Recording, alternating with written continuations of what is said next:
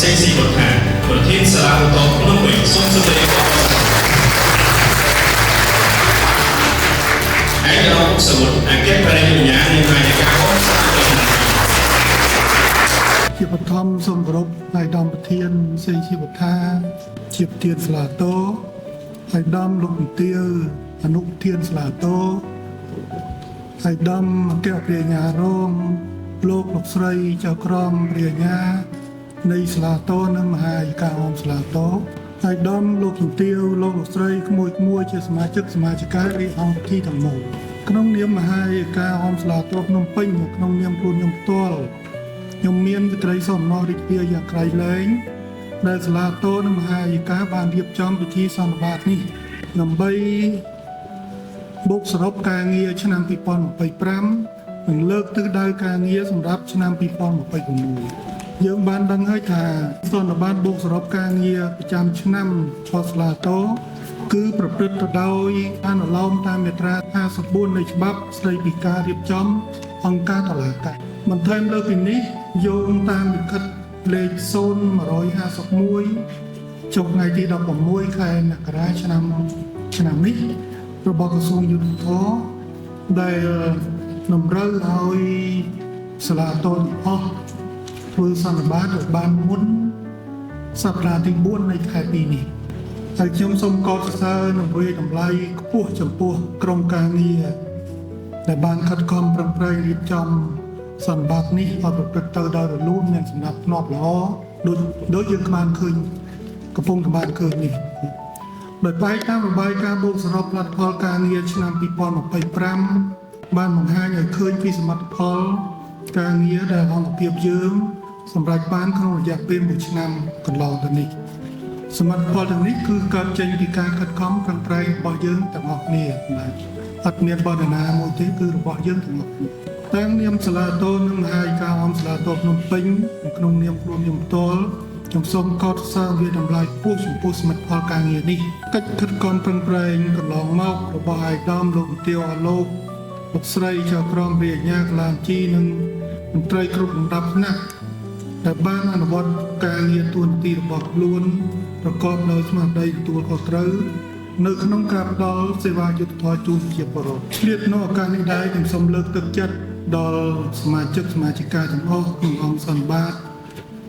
សូមបន្តអនុវត្តទួនាទីរបស់ខ្លួនឲ្យកាន់តែសកម្មនឹងត្រូវយកចិត្តទុកដាក់លើកម្មវិធីកែតម្រង់ប្រព័ន្ធយុត្តិធម៌ដែលដាក់ចុះដោយក្រសួងយុត្តិធម៌ក្នុងនោះមានយុទ្ធនាការចំនួន2គឺជំរុញនិងបន្លឿនការដោះស្រាយរឿងក្តីនៅតាមតុលាការយុទ្ធនាការទី2គឺយុទ្ធនាការត្រួតពិនិត្យនិងដោះស្រាយភាពមិនប្រក្រតីនៅតាមតុលាការចំណុចនេះគឺពីមុនចង់និយាយមុនយុទ្ធនាការគឺយើងបើនិយាយពីសាលក្រមរបស់តុលាការតាមខេត្តក្រុងយើងទទួលបានតិចដូចជាខ្ទង់បើគិតជាលេខតែខ្ទង់2-300រឿងហ្នឹងទេតែក្រោយពីយុទ្ធនាការមកយើងទទួលច្រើនមែនតើយើងឃើញថាយុទ្ធនាការនេះកំពុងដំណើរការល្អបាទគណៈអធិបតីអង្គសន្និបាតចម្នួនជាទីមេត្រីសន្និបាតបូកសរុបការងារប្រចាំឆ្នាំ2024និងទិសដៅការងារឆ្នាំ2025នោះដោយក្នុងនោះយើងបានលើកបញ្ហាប្រឈមចំនួន5ជាលទ្ធផលរួម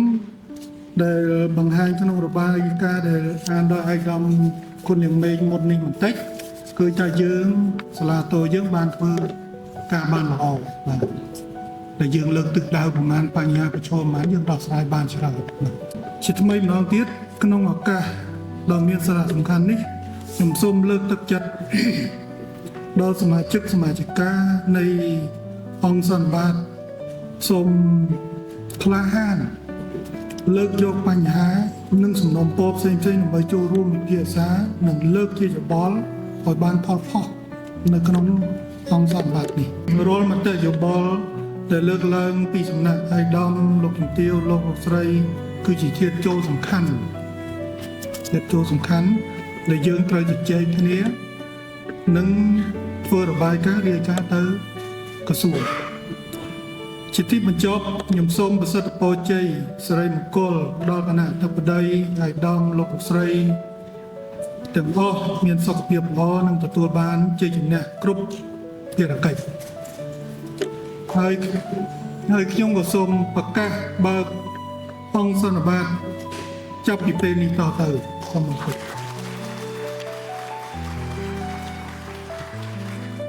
ថ្ងៃនេះតាំងនាមព្រះដឹកនាំចៅក្រមព្រះញ្ញាក្រឡាបញ្ជីនិងមន្ត្រីរាជការនៃសាលាធរនិងមហាវិទ្យាអមសាលាធរភ្នំពេញនិងក្នុងនាមខ្ញុំផ្ទាល់ខ្ញុំមានកិត្តិយសសូមថ្លែងនៅអំណរគុណដ៏ជ្រាលជ្រៅនិងសូមសម្ដែងនៅការកោតសរសើរជូនចំពោះឯកឧត្តមលោកជំទាវអរលោកស្រីអ្នកនាងកញ្ញា អង្គសន្និបាតប្រចាំឆ្នាំត្រូវបានរៀបចំឡើងស្របតាមស្មារតីនៃមាត្រា54នៃច្បាប់ស្តីពីការរៀបចំអង្គការតុលាការ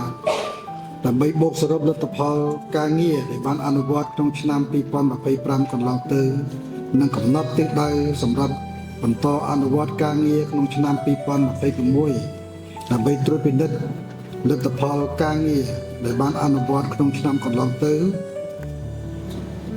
ដើម្បីបង្ហាញអំពីសមិទ្ធផលដែលសម្រេចបាននិងបានលើកយកបញ្ហាប្រឈមមួយចំនួនមកដោះស្រាយកែលម្អឲ្យទាន់ពេលវេលានិងកាន់តែមានលក្ខណៈល្អប្រសើរដើម្បីរួមចំណែកលើកកម្ពស់វិស័យយុតិធម៌ឲ្យកាន់តែមានការរីកចម្រើនរុងរឿងស្របតាមកម្មវិធីនយោបាយយុទ្ធសាស្ត្របញ្ចកោណដំណាក់កាលទី1 នៃរាជរដ្ឋាភិបាលកម្ពុជាអាណត្តិទី7ក្រោមកិច្ចដឹកនាំដ៏ខ្ពង់ខ្ពស់បំផុតរបស់សម្ដេចមហាបវរធិបតីហ៊ុនម៉ាណែតនាយករដ្ឋមន្ត្រីនៃប្រទេសជាម្ចាស់កម្ពុជាជំនុំមុខឲ្យអង្គសន្និបាតទាំងមូលខ្ញុំសូមសម្ដែងនៃការចូលរួមអបអរសាទរនិងកោតសរសើរដោយស្មោះអត់ពីដួងចិត្តជូនចំពោះថ្នាក់ដឹកនាំចៅក្រមព្រះអាជ្ញាក្រឡាបញ្ជីនិងមន្ត្រីរាជការទាំងអស់នៃសាលាតរនិងមហាវិទ្យាការអមសាលាតរភ្នំពេញ ដែលបានយកចិត្តទុកដាក់អនុវត្តការងារអស់ពីកម្លាំងកាយចិត្តកម្លាំងប្រាជ្ញាប្រកបដោយស្មារតីទទួលខុសត្រូវនិងនាំមកនូវសមិទ្ធផលដ៏ធំធេងជាឧត្តមប្រយោជន៍របស់ជាតិនិងប្រជាជនក្នុងឱកាសនេះខ្ញុំក៏សូមសម្ដែងនៃការកោតសរសើរជូនចំពោះចៅក្រមព្រះអាជ្ញាក្រឡាបញ្ជីនិងមន្ត្រីរាជការទាំងអស់ដែលបានយកចិត្តទុកដាក់ ចូលរួមអនុវត្តភារកិច្ចចំពោះមុខបានល្អប្រសើរដែលជាផ្នែកមួយនៃការចូលរួមលើកកម្ពស់វិស័យយុតិធម៌ឲ្យកាន់តែមានលក្ខណៈជឿនលឿនដើម្បីទទួលបាននូវការគ្រប់គ្រងនិងការឲ្យតម្លៃពីប្រជាពលរដ្ឋជាពិសេសពីសំណាក់មហាជនអង្គសន្និបាតជាទីមេត្រីឆ្លងតាមសម្រាប់កថាបើកសន្និបាតដោយឯកឧត្តមអុកសវុតអគ្គរដ្ឋាភិបាលអមសាលាតុភ្នំពេញ និងតាមខ្លឹមសាររបាយការណ៍បុកសរុបលទ្ធផលការងារឆ្នាំ2025និងលើកទិសដៅសម្រាប់អនុវត្តបន្តក្នុងឆ្នាំ2026ដែលអានដោយឯកឧត្តមគុណលីមេងអនុប្រធានសាលាឧទ្ធរភ្នំពេញខ្ញុំសូមធ្វើការកត់សម្គាល់និងវិតម្លៃខ្ពស់ចំពោះសមិទ្ធផលដែលសម្រេចបានក្នុងរយៈពេល1ឆ្នាំកន្លងទៅសមិទ្ធផលដែលសម្រេចបាននេះជាលទ្ធផលដែលកើតចេញពីមហាកម្លាំងសាមគ្គីរួមគ្នាគិតរួមគ្នាធ្វើ និងរួមគ្នាដោះស្រាយដោយឆន្ទៈមោះមុតប្រកបដោយស្មារតីទទួលខុសត្រូវពីសំណាក់ថ្នាក់ដឹកនាំចៅក្រមព្រះអាជ្ញាក្រឡាបញ្ជីនិងមន្ត្រីរាជការទាំងអស់នៃសាលាតរនិងមហាវិទ្យាការអមសាលាតរភ្នំពេញលទ្ធផលដែលសម្រេចបាននេះជាផ្លែផ្កាដ៏មានតម្លៃជាជោគជ័យជាបទពិសោធន៍និងជាមេរៀនសម្រាប់ ការរៀបចំផែនការយុទ្ធសាស្ត្រនៅឆ្នាំបន្ទាប់អ្វីដែលអង្គសន្និបាតបានលើកឡើងនិងបានពិភាក្សាគ្នាត្រូវបានដោះស្រាយ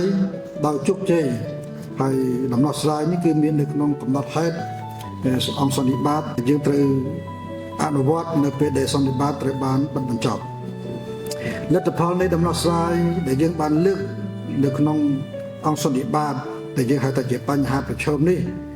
គឺជាលទ្ធផលដែលបានមកពីការចូលរួមផ្ដំមតិយោបល់យ៉ាងផុសផុសដោយម៉ត់ចត់ប្រកបដោយស្មារតីទទួលខុសត្រូវពីសំណាក់សមាជិកសមាជិកាអង្គសន្និបាតទាំងមូលឯកឧត្តមលោកជំទាវគណៈអធិបតីឯកឧត្តមលោកជំទាវអរលោកស្រីជាទីមេត្រីដើម្បីសម្រេចបានលទ្ធផលដ៏ល្អស្របតាមទិសដៅការងារឆ្នាំ2026ដែលមានក្នុងរបាយការណ៍អង្គសន្និបាតនេះខ្ញុំសូមធ្វើការកត់សម្គាល់ និងផ្ដល់មតិណែនាំមួយចំនួនដូចតទៅ 1. បន្តកំណត់កាលបរិច្ឆេទជំនុំជម្រះសំណុំរឿងអតិភិប ជាអាចសំណុំរឿងគ្រឿងញៀនសំណុំរឿងគ្រោះថ្នាក់ចរាចរណ៍សំណុំរឿងក្មេងទំនើងសំណុំរឿងឆោបបោកតាមប្រព័ន្ធបច្ចេកវិទ្យានិងសំណុំរឿងអត្រានុកូលដ្ឋានឲ្យបានឆាប់រហ័សដោយឈរលើគោលការណ៍ច្បាប់ 2. បន្តកំណត់កាលបរិច្ឆេទជំនុំជម្រះសំណុំរឿងគ្រប់ប្រភេទទាំងសំណុំរឿងចាស់សំណុំរឿងថ្មីដើម្បីជំរុញល្បឿនដោះស្រាយរឿងក្តីផលិតភាពឲ្យបានឆាប់រហ័សដោយឈរលើគោលការណ៍ច្បាប់ 3. បន្តរៀបចំសាលដីកាគ្រប់ប្រភេទឲ្យមានលក្ខណៈត្រឹមត្រូវទាំងផ្នែកអង្គហេតុសំអាងហេតុនិងផ្នែកសេចក្តីសម្រេចដែលមានកំណត់ក្នុងច្បាប់ 4. ត្រូវបន្តអនុវត្តការងារបញ្ជូនសេចក្តីសម្រេចគ្រប់ប្រភេទដល់ភាគីពាក់ព័ន្ធជាពិសេសជនជាប់ឃុំឲ្យបានឆាប់រហ័សស្របតាមនីតិវិធីច្បាប់ 5. បន្តធ្វើអធិការកិច្ចនៅមន្ទីរស៊ើបសួរអង្គភាពនគរបាលនិងពន្ធនាគារក្នុងដែនសមត្ថកិច្ចសាលាបន្ទាប់ភ្នំពេញ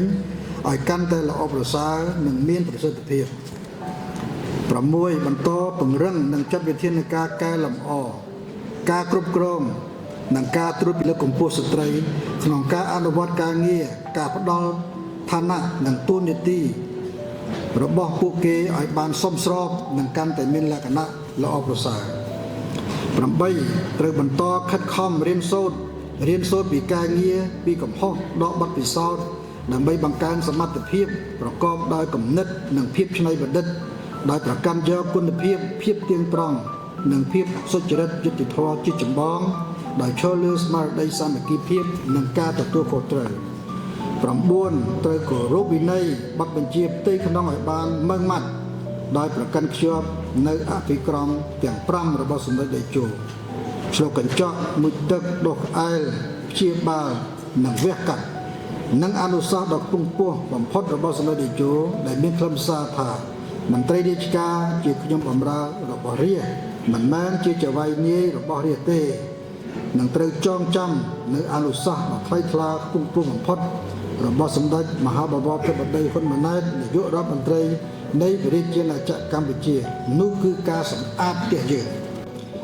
ជាទីបញ្ចប់ខ្ញុំសូមជូនពរឲ្យដំលោកជំទាវអស់លោកស្រីអ្នកនាងកញ្ញាសមាជិកសមាជិកាអង្គសន្និបាតទាំងមូលសូមមានសុខភាពល្អកម្លាំងខ្លាំងក្លាបញ្ញាឆ្លៀសវៃនិងទទួលបានជោគជ័យគ្រប់ភារកិច្ចខ្ញុំសូមប្រកាសបិទសន្និបាតនាពេលនេះសូមអរគុណ